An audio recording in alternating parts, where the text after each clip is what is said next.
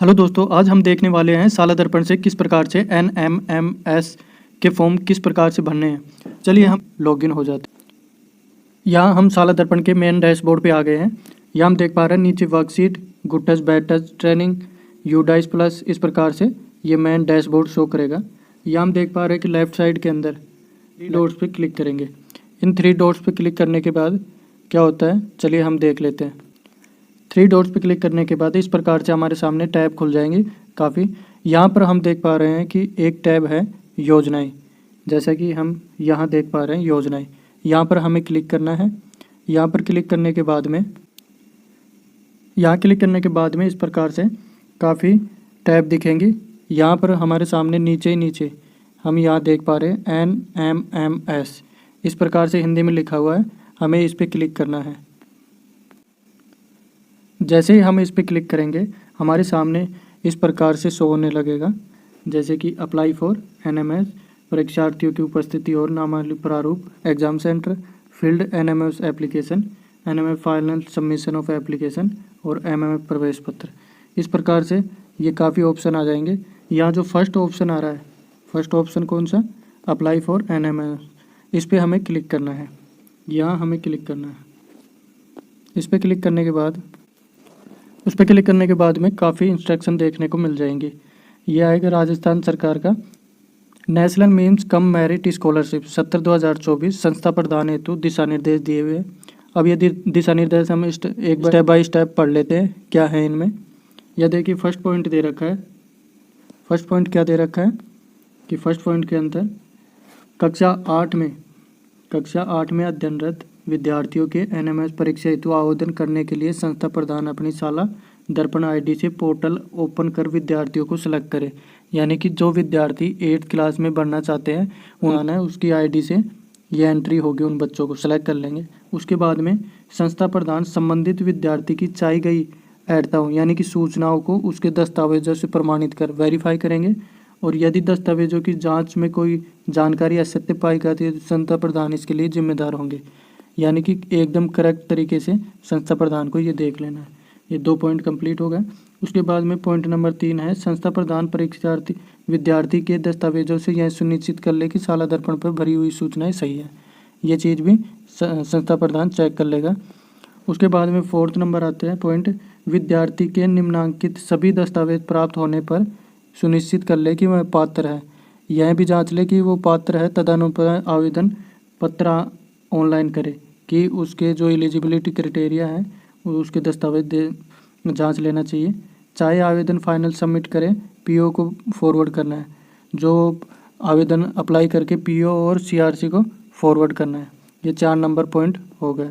इसके बाद में कुछ दस्तावेज हैं उनके बारे में हम जान लेते हैं, जैसे कि जाति प्रमाण पत्र है।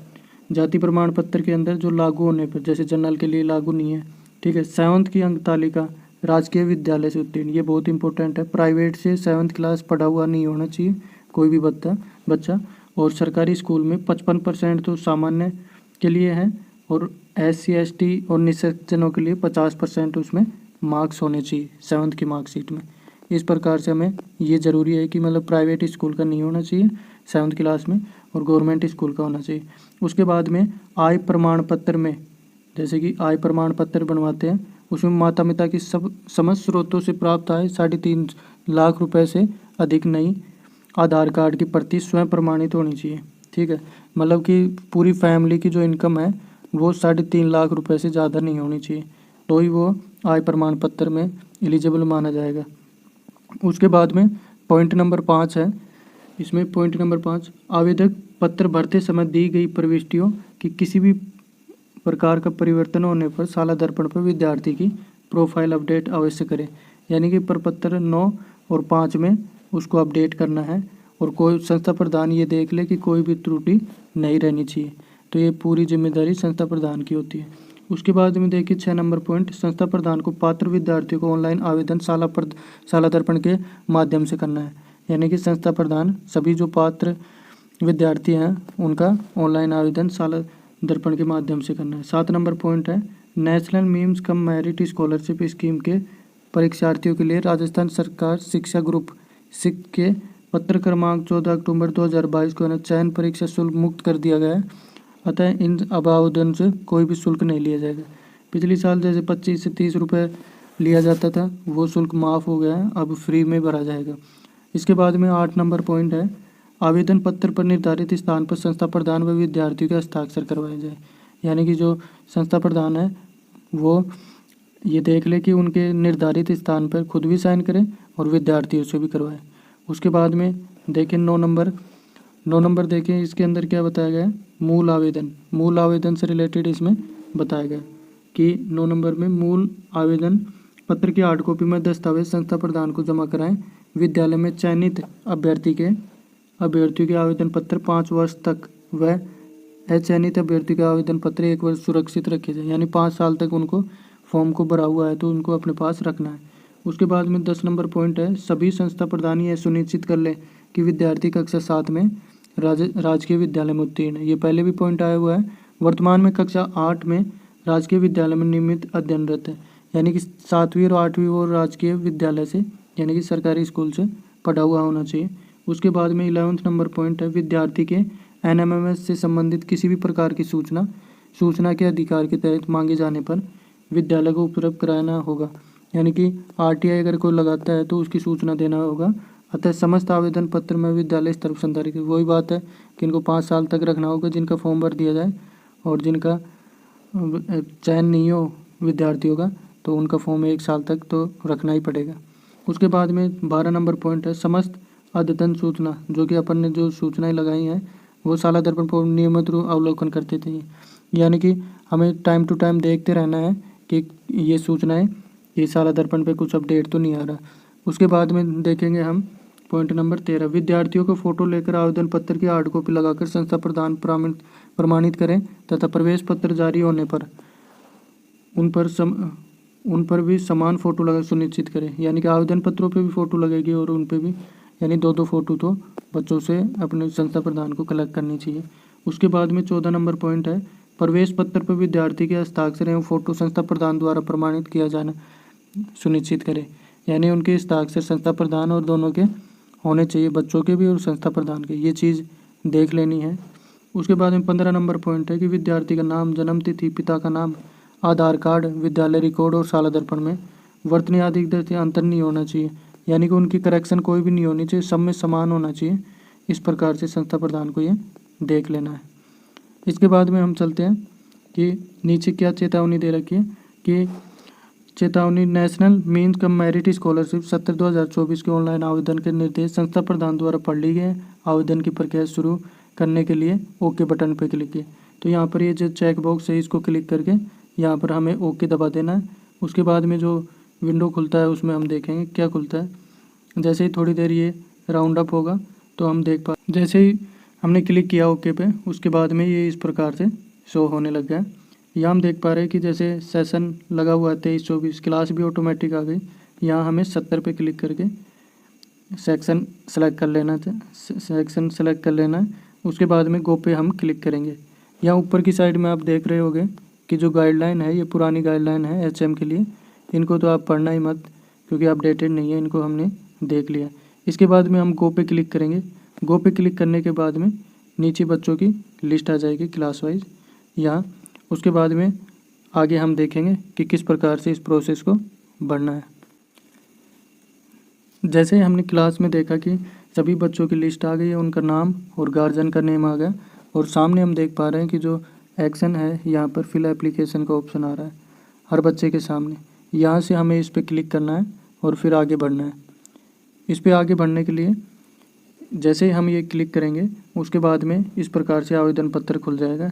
यहाँ हम देखेंगे कि बच्चे का नाम, फादर्स नेम, ये हमें देख लेना नीचे। जैसे कुछ चीज़ें तो ये अध्ययनरत विद्यालय विवरण रहेगा कि कौन सा स्कूल है, जैसे विद्यालय का नाम, डाइस कोड आ जाएगा, ग्राम पंचायत ये ऑटोमेटिकली आएगा, जगह जो भी हो ये इस प्रकार से शो होने लगेगा। इसके बाद में यहाँ हम देख लेंगे ग्राम, ब्लॉक भी आ जाएगा, विद्यालय, शहरी, ग्रामीण, ये ऑटोमेटिकली जो भी चीज़ें हैं। अब मेन चीज़ है विद्यार्थी का नाम और फादर्स नेम, इन चीज़ों को यहाँ भी हम कलेक्ट देख लेंगे। विद्यालय का पता आ गया, विद्यार्थी का नाम अंग्रेजी में होना चाहिए, पिता का नाम अंग्रेजी में, माता का नाम अंग्रेजी में, और साला दर्पण नंबर ऑटोमेटिक आ जाएंगे। ये पोर्टल विद्यार्थियों की, ये भी ऑटोमेटिक। लिंग पुरुष या फीमेल जो भी है, वर्ग SC ST, और ये हम देख पा रहे हैं कि ये जो धर्म का है ये ओपन है, तो ये प्रपत्र 9 या फिर 5 में जाके इसको चेंज करना होगा, या फिर अपन एंट्री करते हैं तो उसमें जाके इसको चेक करना होगा। उसके बाद में ये जो परीक्षा का माध्यम है हिंदी, इसके बाद में जैसे परीक्षा का माध्यम है हिंदी या इंग्लिश मीडियम है और गवर्नमेंट स्कूल का नाम आ जाएगा। उसके बाद में क्या विद्यार्थी ने कक्षा 7 अध्ययन राजकीय, इसमें यस और नो करना है। अगर सरकारी स्कूल से पढ़ा है तो यस, वरना नो। और यहाँ पर विद्यार्थी कक्षा 7 का नाम, जैसे कि विद्यालय का नाम होना चाहिए, प्राइवेट है या सरकारी, उसका नाम ऑटोमेटिकली आ जाएगा जब हम भर चुके होंगे। तो इस प्रकार से आगे हम देखें तो ये इसका रिजल्ट बनना बहुत ज़रूरी है कि उत्तीर्ण हुआ है या नहीं हुआ, और हुआ है तो कितनी % से हुआ है। इस प्रकार से हमें ये देख लेना है इसमें बच्चे का रिज़ल्ट। उसके बाद में हम देखें तो नीचे की साइड में रिलेशन आ रहा है, जैसे फादर है उनसे रिलेटेड, जैसे क्या पढ़ा हुआ है कि नहीं पढ़ा हुआ, और क्या कार्य करते हैं, और उनकी इनकम कितनी है। ये ध्यान रखना, 3.5 लाख से ज़्यादा फैमिली की इनकम नहीं होनी चाहिए, वरना आय प्रमाण पत्र नहीं बनेगा। ठीक है। उसके बाद में ये विद्यार्थी संपर्क विवरण या मोबाइल नंबर और जीमेल ID इसमें आएगी। इस प्रकार से हम ये देख लेंगे। इसके बाद वापस से हमें इस पर आ जाएंगे और यहाँ देखेंगे कि योजनाओं में जाने के बाद में NMMS पे क्लिक करेंगे। NMMS क्लिक करने के बाद में ये हम देख रहे हैं अप्लाई फॉर NMMS, ये कंप्लीट हो गया है। उसके बाद में हम देखेंगे फील्ड NMMS एप्लीकेशन, ये जो फिल किया है वो एप्लीकेशन किस प्रकार से दिखाएगा, और ये फाइनल सबमिशन एप्लीकेशन पे क्लिक करके हम उसका प्रिंट निकाल के और संधारित कर लेंगे। तो वो किस प्रकार से दिखेगा वो भी मैं दिखा देता हूँ। जैसे हम उस पर क्लिक करेंगे NMMS एप्लीकेशन पे, तो ऐसा नंबर आएगा, बच्चे का नेम आ जाएगा, फादर्स नेम आ जाएगा, जेंडर आ जाएगा और डेट ऑफ बर्थ। इस प्रकार से 3 ऑप्शन दिखाएगा।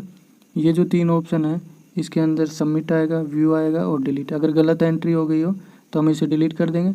व्यू पे क्लिक करने के बाद में पूरा फॉर्म यहाँ पे इस प्रकार से खुल जाएगा और हम उसका प्रिंट निकाल लेंगे। आपको वीडियो कैसा लगा ये इसको ज़रूर शेयर करें अपने ग्रुप में, स्कूल के में, और चैनल को सब्सक्राइब करें ताकि इस तरह की अपडेट आपको मिलती रहे। धन्यवाद।